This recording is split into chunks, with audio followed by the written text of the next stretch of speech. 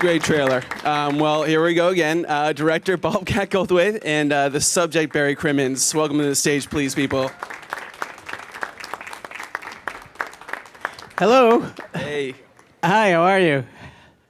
Yeah, so it's an exciting one. I love that trailer, man. It gets me every time. That's a perfect trailer, and it really entails what's going on in this movie. But the first thing I have to ask is how you get to know Barry. How did he first come into your life? I originally auditioned also for Zed in Police Academy. Yeah, and I met Bob got Barry the in the room waiting to audition for Police Academy. Oh, wow. I got the part, but we became friends anyways, despite me smoking him in that reading.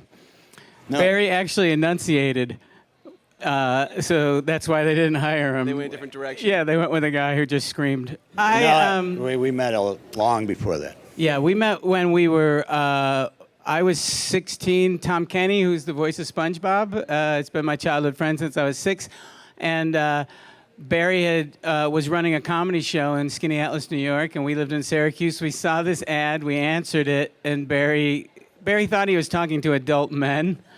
And then Tom Kenny and I showed up, and he put us on stage. He let us go on his open mic, and that basically started both of us on our careers doing stand-up. And Barry, so what was your first interpretation or impression of Bobcat when he first came at your door, showed up on your door? He's 7 years old. But then it was that these two kids, Bob and Tom, were really trenchant and funny and smart and had good commentary on society. But then, when they weren't doing that, they were getting tips from me on how to get prom dates. So they were very dear. Yeah. I know our ages because I was the only one that had a driver's license, so I could drive us to the show to do stand-up. It's amazing. And so how did the relationship continue? How did you guys keep in contact as the days went by, or were you in constant contact before this documentary happened? Oh, sure. Yeah. I mean, Barry's he's my friend, but he's also been a mentor to me, and just someone who I've always looked up to, and someone who helped mold my comedy. Along with a bunch of other folks. Some of the folks you see in the trailer, like Stephen Wright and Paula Poundstone and Steve Sweeney, Lenny Clark, Kevin Martin Olson, Tony V. All these guys, Mike Donovan. all these people came from this comedy scene that Barry started in Boston. And when he moved to Boston, I followed him when I graduated from high school, and then I had a night license so I could drive to Boston. And Barry, I mean, what is it that sort of allowed you to greenlight Bobcat on doing this documentary? I mean, how did this come to be? Was it? He asked. That's yes, nicely. Basically it. Yeah, I mean, he said Robin and I have been talking, and we think that Bob wanted to make a narrative film about me. I wanted to do a movie with someone else playing Barry because I didn't want Barry to relive the events that happened in the movie.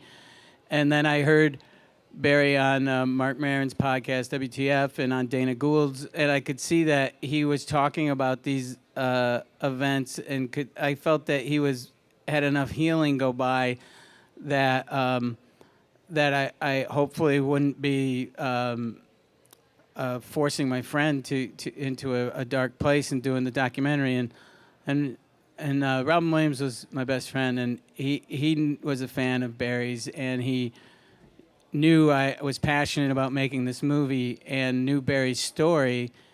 So after trying to write screenplays about it, Robin suggested I make it as a documentary, and he actually gave the initial funding that started the movie. That's really why the movie exists. If he hadn't done that, I wouldn't have made it and wouldn't have been able to. And were there any other circumstances in which this documentary could have happened, or was it just the fact that it was Bobcat and that it was with Robin's, producing that made it the okay to go there? There was a bidding war. No,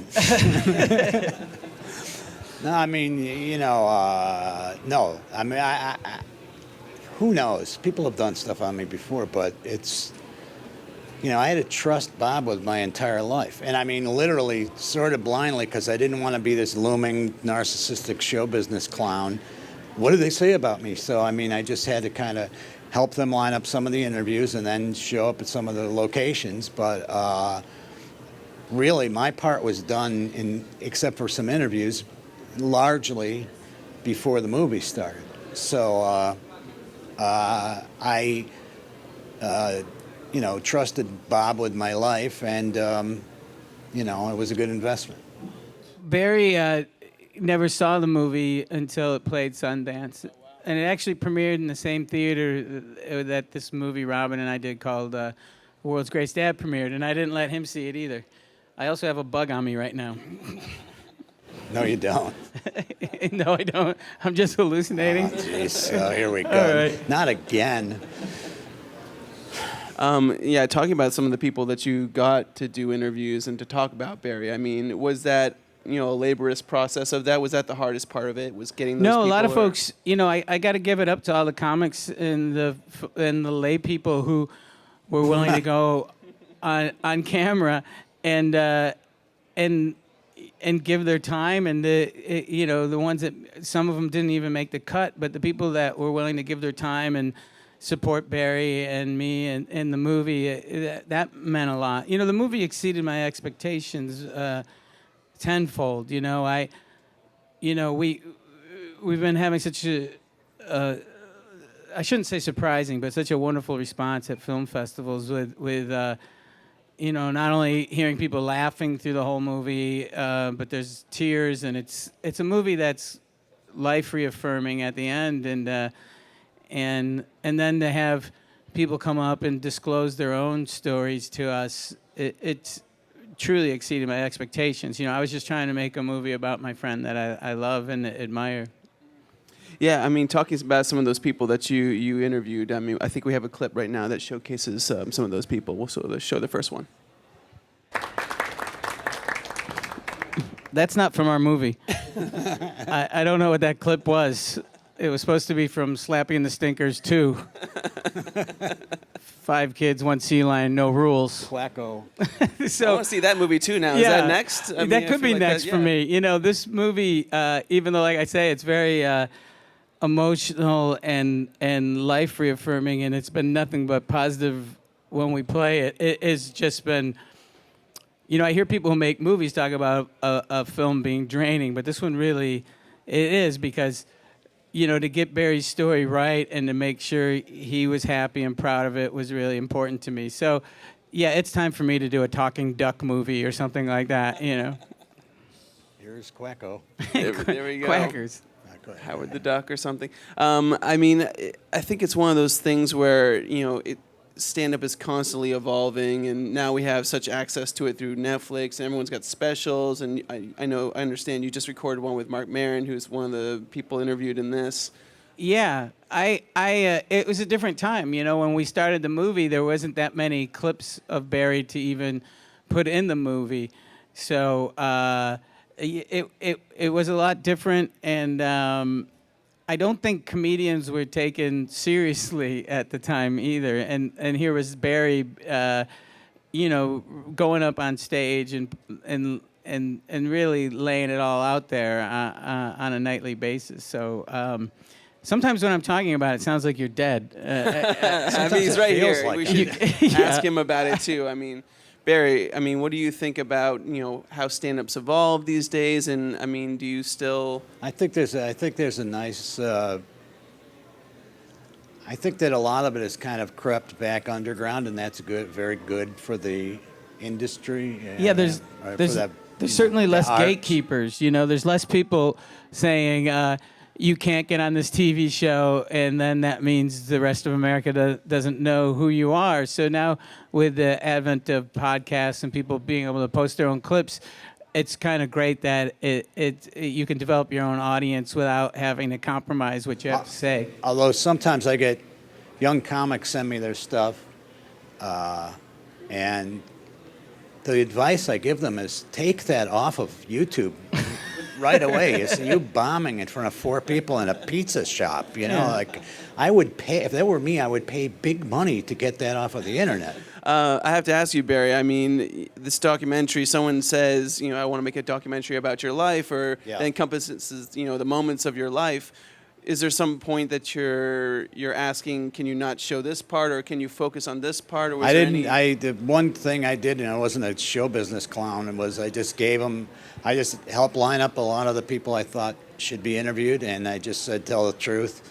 And I didn't say much to anybody because I didn't want to skew anything. And some people were, it caused a little bit of confusion in a few cases, but that was the only way to do it. In particular, because of the serious nature. I don't think we've even mentioned that the movie hinges largely on the fact that I survived childhood rapes. So, and that shouldn't be something that we don't say. The fact that, it's important, but, I want to hear what other people have to, we wanted to hear what other people had to say, and whatever the truth was. So I just tried to lay back as much as possible, and it wasn't even that. It wasn't that bad. I mean, Bobcat, was there some points that you knew you wanted to? Was there some sort of arc in your mind when you first thought of the documentary, or? Yeah, I always felt that I would have to introduce people to Barry and why Barry matters to contemporary comedy. The amount of people he influenced, mentored, or even just people who were fans of his. And then I wanted to tell the story of his courageousness, of him taking AOL to task for allowing child pornography to be exchanged openly in the early days of AOL. And he ended up taking them all the way to the floor, or was invited to go to the floor of the Senate Judiciary Committee and hearing room. Hearing and basically shaming them into their to stop, or shaming them about their practices. So it was very Capper-esque kind of story, and I would have told Barry's story even if he wasn't a comedian. But the benefit of having a comedian, it's a story that people naturally would find unpleasant, and I feel that we've successfully done it in an entertaining way. And even though this is about as dark as mankind gets sometimes, there's still a lot of laughs in the movie and stuff. Absolutely, and I think it's very relevant. There's still news happening every day about these instances. Look, it's not just with the Cosby stuff and a couple other things that are going on. People are saying, well, this is all you hear about these days. And it's like there's a little fissure in the dam, and it's leaking, a noticeable amount of fluid, but more fluid evaporates from that, dam every day than leaks out in a week. So we have a long way to go, and part of it is talking about it and really telling people in particular. I always make a point of telling people. Someone will say, and they mean well, they go, wow, it took a lot of guts for you to admit you were, and I just stop them right there and go, look, I didn't admit anything. Guilty people admit stuff. I disclosed, I testified, because if you go along with that language, you're suddenly sort of playing into the perpetrator's hands by using the language of complicity that implies that some child had any sort of control over, and I didn't. I had no control over what happened to me, but I'm an adult now, and I'm complicit in telling this story. So Patton Oswalt, who's, he's in the movie, I was ego surfing on the internet looking at my name, and he mentioned in an interview recently, he said, Bill Cosby, this is nothing new. He said Bobcat Goldthwait's been talking about him being a rapist on stage for 20 years, which I did do, but I didn't know it was true. Sometimes you just get lucky, That's the perfect line. Yeah, well, yeah, that is true. It's very strange. This whole day is odd. We've done a lot of interviews. On the way in here... At this point, I'm happy to discuss anything than your life. So long as it doesn't pertain to me. Yeah. Well, I got hit by TMZ guys out front, which was really funny, which doesn't happen to me in Los Angeles, in New York. And they just asked the same questions. they need footage where you're getting upset, and the guys said they're making Police Academy again. They're rebooting it. Don't you think the original cast should be in it? And I said, oh no. And he goes, why? I go, because a lot of us are dead. And then I said, if they're going to reboot it, they should do what they did to 21 Jump Street and make it a comedy this time. That's a pretty good line. I'm sure. I hope they air that. That's quality TV. Yeah. Well, I also said that I don't really think it's time to do a wacky police comedy right now because police are killing civilians. So I don't think that'll be on TMZ. Yeah, we can talk about everything, I guess, right up here. But well, that's. I think because of the nature of the persona I have for so many years that people didn't realize that there was any content in what I was doing on stage. But I've always had some, and it all comes from watching Barry and having him as a mentor. He's always told me, if you can make people laugh, you can smuggle some content in there, and again, and that happens in our movie. It was important to me that when people watch the movie, not only does it have a happy ending, but it was important to me that they were entertained and that they were laughing and stuff. It's very hard to make a fist when you're laughing. Right. So it's very true, and I mean, I think the people that you got to talk about Barry in this movie are very impressive. And I was wondering, Barry, I mean, was there anyone that's come out since, or that you were surprised that was a fan of your work, or was a fan of your works in the past that you were surprised by? Well, I'm kind of, I'm A lot of the very flattered by all of it, but I'm not a big cult of personality guy. So I mean, I know that I've been working with famous people since I was 20-something years old. But there was what I found interesting. There's a lot of folks that he actually worked with, folks like Stephen Wright and stuff like that. But to find out like what a fan Patton was, like he ended up being he was really good at chronicling Barry because he just was a big fan, and that was really cool. No pun intended. Yeah. And then Barry and David Cross worked together.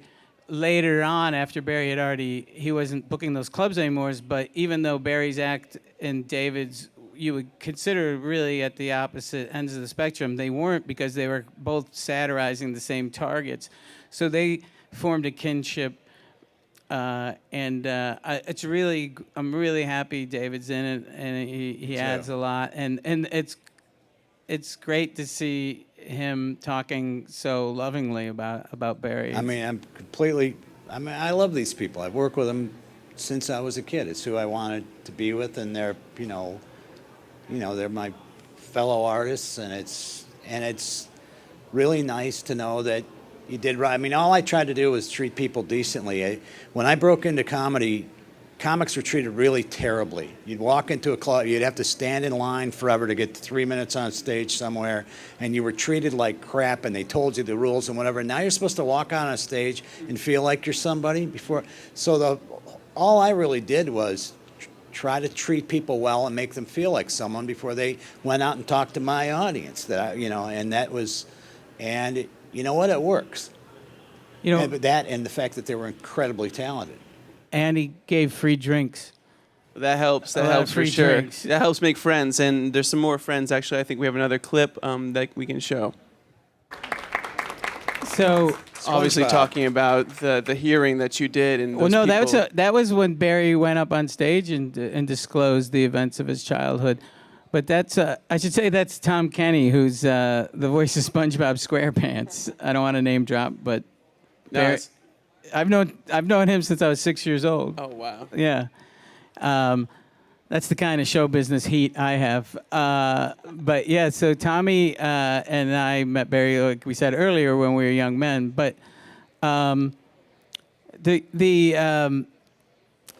by the way, Tom Kenny is as fine a person as you could ever know under any circumstances. I mean, and the film is full of people like that. and it's pulled together by someone I could describe in the same way. I mean, and that's every time I see our it. editor, Jeff Stryker. Yeah, right. Well, I just know we chose the right name for the film. I thought we could call it "Thank God I Was Nice to That Kid That Night."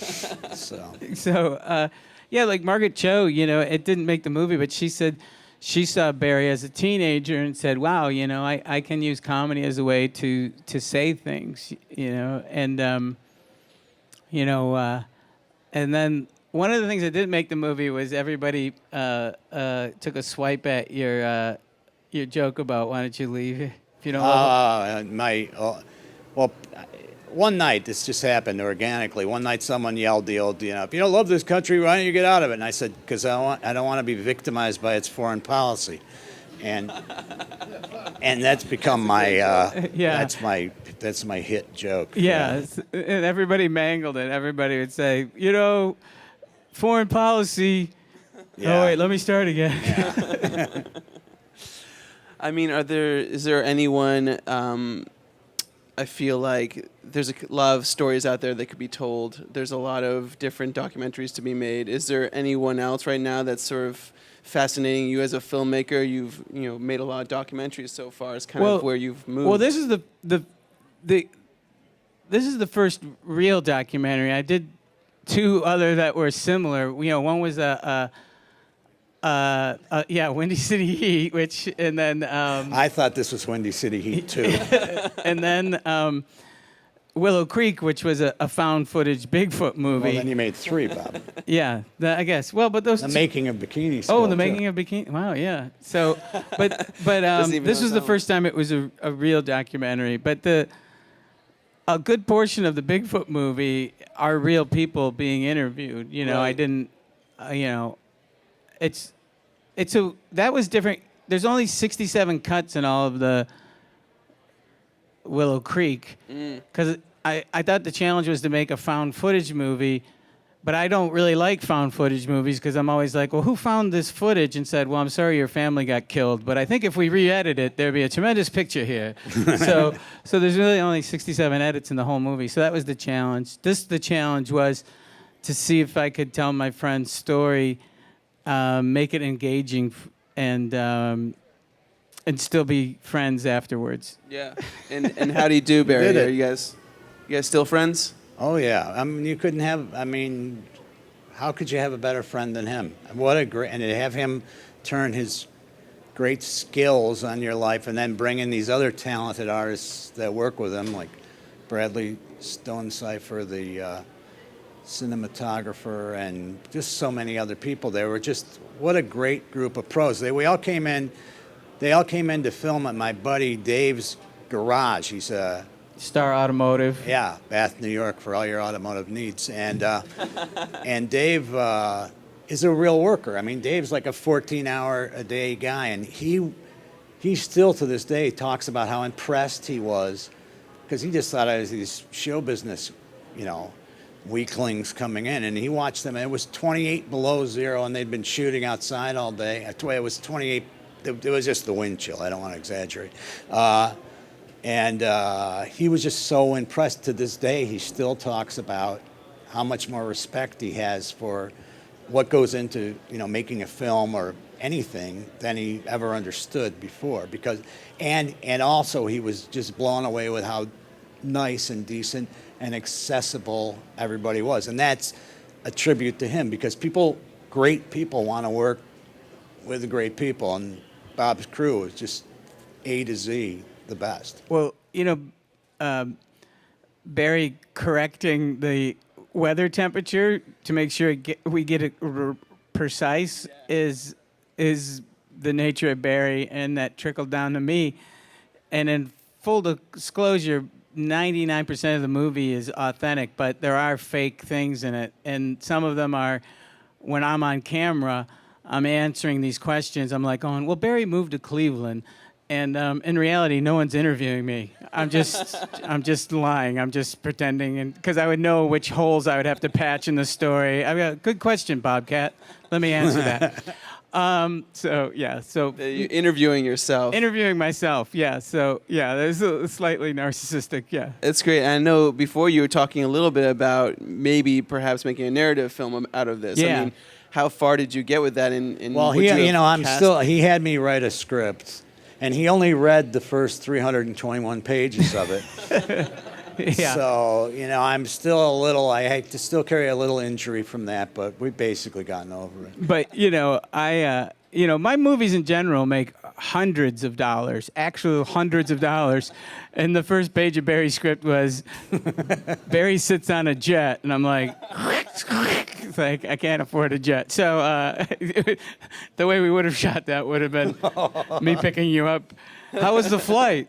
So it's much better just to have people telling the stories. It's less expensive. Yeah, and who would you have thought? I mean, if you had gone forward with a narrative, was there anyone that you had in mind, or Barry, did you have in mind someone? I had been really thinking about doing this movie since '95, and I know that not so in the back of my mind. I think I had Robin in mind. I think Robin was such an amazing actor, and I love the idea of him playing Barry because although Barry has a lot of friends and he's much loved, he does come off slightly as a curmudgeon, and for I'm a misanthrope. I'll do anything for people so long as they stay away from me. So I thought that would the challenge of him playing that would have been pretty cool.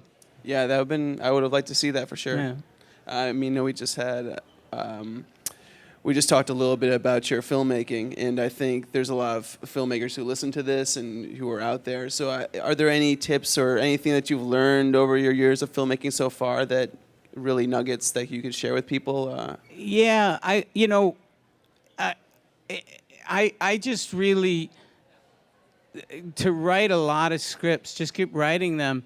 And I've only had success when I started writing the stories that came out of me instead of trying to write stories that I thought people would make, And there's with digital technology, there's no reason for you to go out and make a movie right now. There's late in life. I often joke that I retired from acting the same time people stopped hiring me, but in reality, I chose to get away from being in the spotlight because I really love telling stories. And I think it's important for people to, as they go through life, because it's very un-American, is to quit, quit off until you end someplace you don't want to leave, And I often live from movie to movie.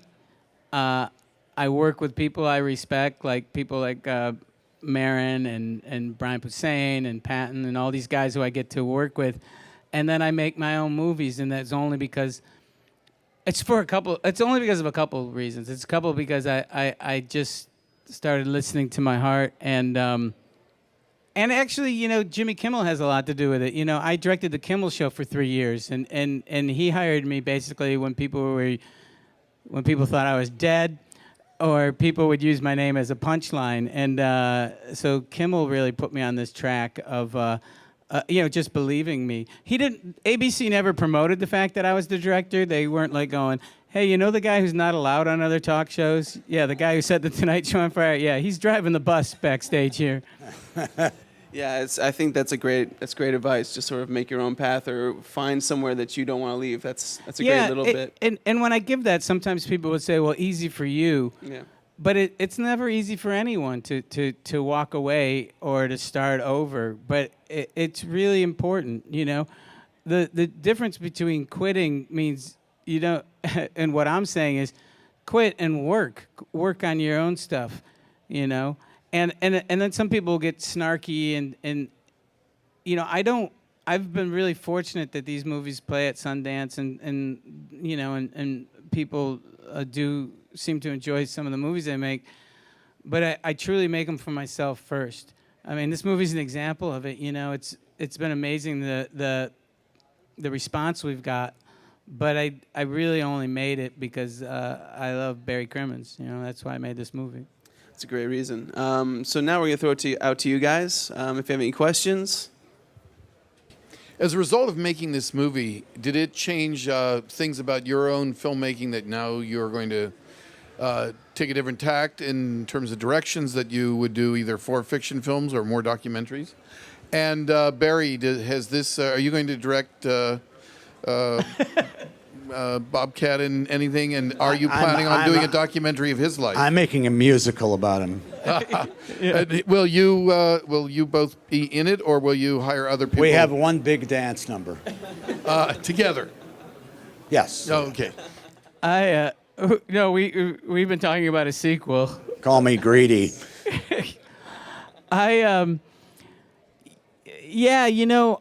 kind of always listened to that little voice in myself, and this movie told me that it was okay. So I took that away from this. And will I make another documentary?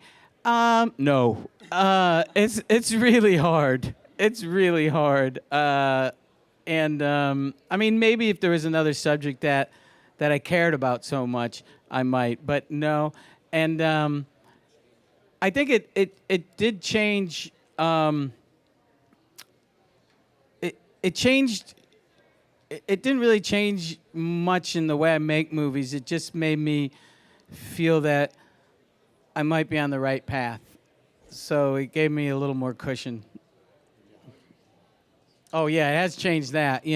At the screenings, it's usually fairly emotional, and after the screenings, a lot of people come up and they give me hugs. And I really don't like touching people. So the movie's really changed that. I actually will hug people now. I've been doing my best to be a misanthrope, but so yeah, there's some photos. There's a story coming out, looks like on Sunday in the New York Times about the movie, and if you see the photos, it's just Barry hugging me, and it just looks like, what a sweet, sweet photo, but really he's just being an asshole because he knows it's making me squirm. So it's like, look at these two guys. They love each other. Live it up. Nice. Now you're cut out of the sequel. Oh, no. Any more questions out there? Hi, thank you for coming. My question is for Bobcat. With all the movies you've been in, what's something you learned from this one that you haven't from the others? I learned from this movie, thank you. I learned from this movie, I didn't know how to interview people. And I learned that the trick is not talking to during the interview. Like when I first started, I'd ask a big, long question, and the subject would look back at me and go, no. Or yes. So I learned, it's not human nature to sit there. So I would ask one question and then just not say anything, and people would have to fill the vacuum, and they would just open up. And I also learned that people really do want to tell their stories. They really are forthcoming. And the kind of documentary I don't like is the ones where you feel that they're trying to manipulate the subject. So I kind of let people talk, and I tried to follow the ball. Well, I have a follow-up. I mean, I would like to know, in this, as the story evolves and people get to learn about what you were disclosing to people Right. Eventually about what you had gone through in your past. Right. In Bobcat, you're talking about people are coming up and hugging you. Barry, have you noticed anybody reaching out to you now? Is there people looking for support or looking to tell their own stories? Yeah. Well, first off, I've been public about this for over 20 years ago. I wrote a piece for the Boston Phoenix detailing what happened to me as a child. And so when you go public with something like this, then a lot of people confide in you. So that's been going on for years, and that's only been amplified by the film, I have friends, and I have a caseload, too, But no, I love these people, and it's great when you see people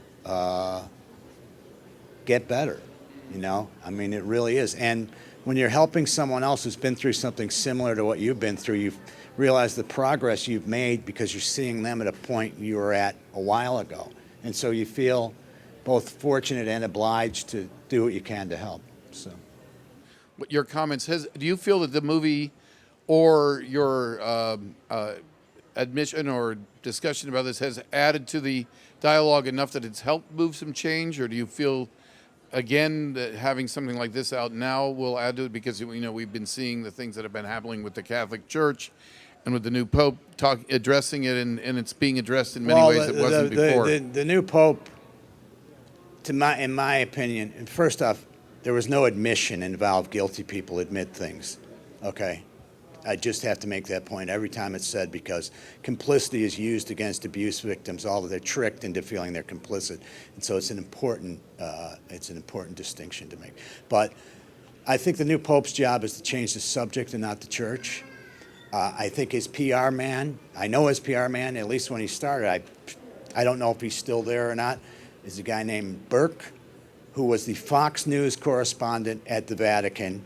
And this is the progressive, this is the guy who's selling us the progressive Pope, okay?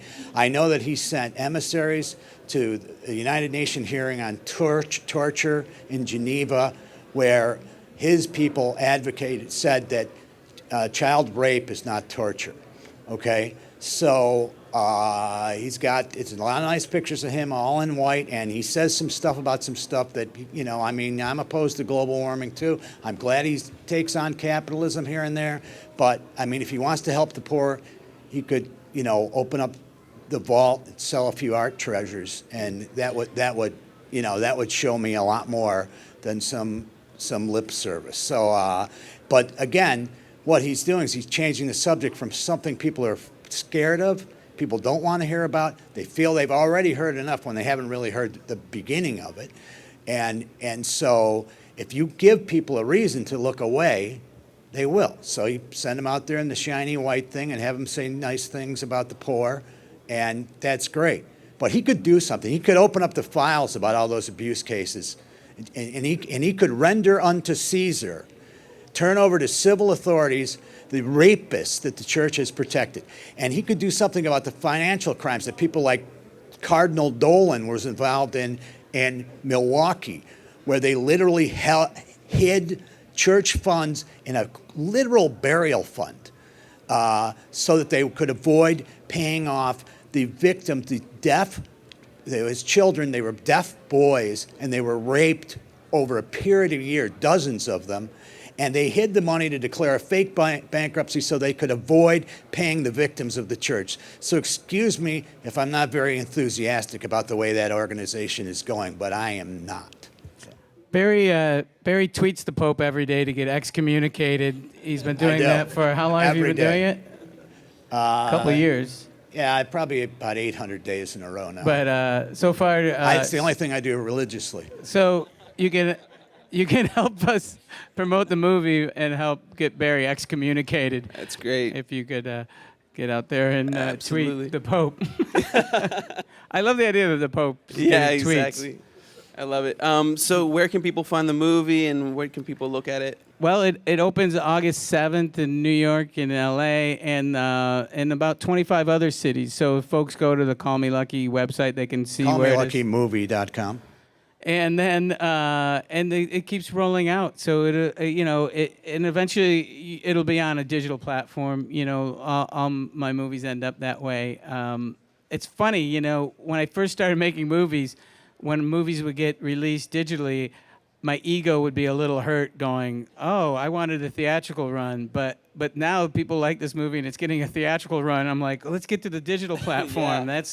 That's exciting. That's when people from all around the world get to see it. Absolutely. Well, I think you guys should all check it out. All tweet it on social media. Get it out there. Yeah, at Crimmins, and that means if there's anybody I could be of assistance to, or just wants to talk about something, you can find me at Crimmins, Crimmins, on Twitter. But on Instagram, it's not at Crimmins, because that ends up being a young girl who wears trucker caps and takes a lot of selfies. And I was tagging her. I kept tagging her, and she's like, "What up?" And I'm like, "Oh." You made a new friend. That's social media. That's these days. Well, guys, hopefully she likes the movie. Thanks I for love the that. traffic. Another supporter. Well, the film Thanks, is Call Josh. Me Lucky. guys, check it out. Make sure you tell your friends, and please welcome and please give a hand of applause for Bobcat Goldthwait and Barry Crimmins. Thank you very so much.